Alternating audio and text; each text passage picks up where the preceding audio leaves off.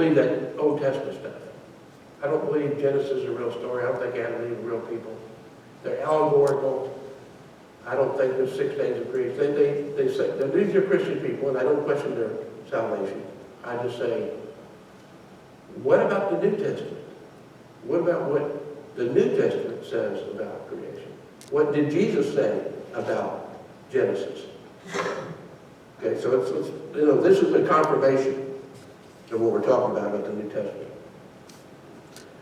Others, including many scientists and most atheists, believe that everything came about at an unexplained beginning because they had no answer to how the universe came to be.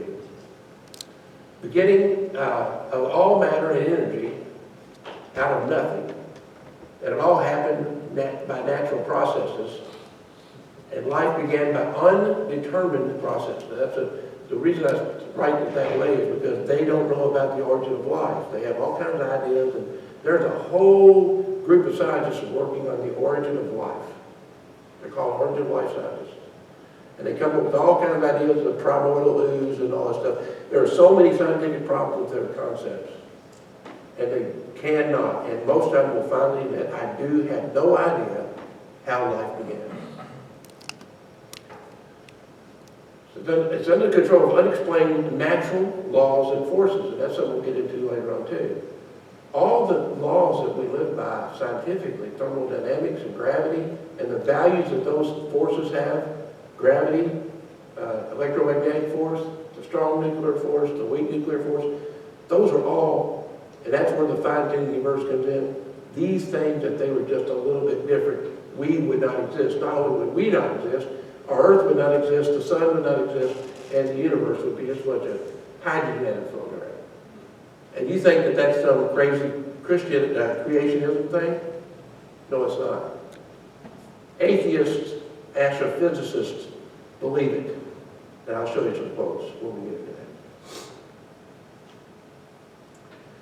And here's another story. Here's another thing in the New Testament that I think is important that Paul, writing to the church of Rome, says, they exchanged the truth about God for a lie and worshiped and served created things rather than the Creator, who is forever praised. Amen. Paul was recognizing that there was a group of people even back in his time that had taken God and thrown him away and said, I'm not going to worship this God. I'm going to worship myself or whatever, something else. This is all New Testament stuff, of course. In this study, we are going to examine some scientific facts about the universe that supports the belief that we are living in an existence that was designed by God. These facts show conclusively that a supreme being exists and is responsible for all that we see. We will investigate the following. Those 3 terms are really one term. I don't want to overwhelm you. The fine-tuning of the universe, and we'll go through the definitions, and intelligent design and irreducible complexity are all the same idea. They're not different ideas. Now let's look at the definition real quickly. Now, we'll get to the definition. We can answer questions. Okay. If the universe is fine-tuned to the degree that appears scientifically, not from the Bible, scientifically, the atheistic view of everything coming into existence by chance, out of nothing, is so improbable that the chances are 0. That's a probability. So there's the 3 terms. Let's take a look at the definitions. Fine-tuning the universe is a proposition that conditions that allow life in the universe can only occur when certain universal fundamental physical constants lie within a narrow range. So that if any of the several fundamental constants were only slightly different, the universe would not be conducive to life. Okay, you understand, gravity is so much. Gravity is a measurement of, say, my weight, how much I'm attracted to the Earth. And when I do the calculations, I weigh about 100. Well, maybe 200. So that is what gravity is, and it is constant. Now, of course, you weigh less on the moon and you weigh less on Mars, but weight is not, no weight, your mass is the same, just the mass of Mars is less. Okay, so we'll talk about that in detail. But there's so many factors, there's 100 factors have to be exactly the right way they are, and there's no real reason for it. It's just, it is that way. Okay.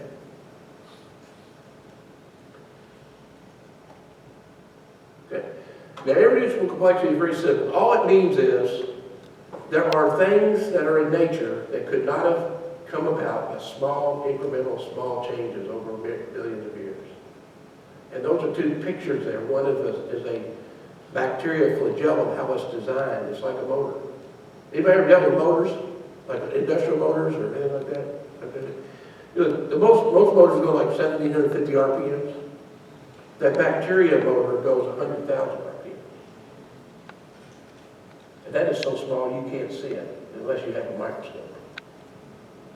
That happened by design. And there's 30 different parts. And the parts are the same as the motor. Getting back to blood clotting. 28 proteins are involved in blood clotting. You cut yourself and you just hold it there, it'll eventually clot, the blood will clot. And I will share with you the blood clotting cascade. There's 28 proteins that do different things, that cut other proteins, and they finally make a mesh. The mesh is there just to hold the blood from coming out. There's no explanation to it on a physical or material basis. It's a miracle. But they've studied it, they know it's true. But anyway, it's just used to describe a characteristic of certain complex systems whereby they need all of their individual component parts in place in order to function. In other words, it is impossible to reduce the complexity or to simplify an irreducibly complex system by removing any of its component parts and still maintain its functionality.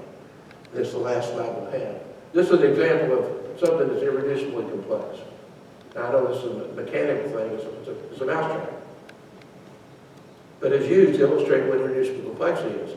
And our bodies and our biological systems are multitudes of more complicated than this, but this is an illustration.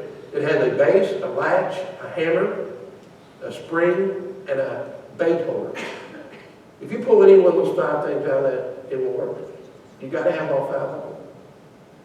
And so you couldn't just develop you could throw the base at a mouse and just try to hit it. But what I'm saying is it's not irreducible. You take one of them out, they don't work. It works with every one of the parts. That's just kind of a mechanical examination. So I think we can leave it at that and start next time. So we're going to go into all of this. We're going to go into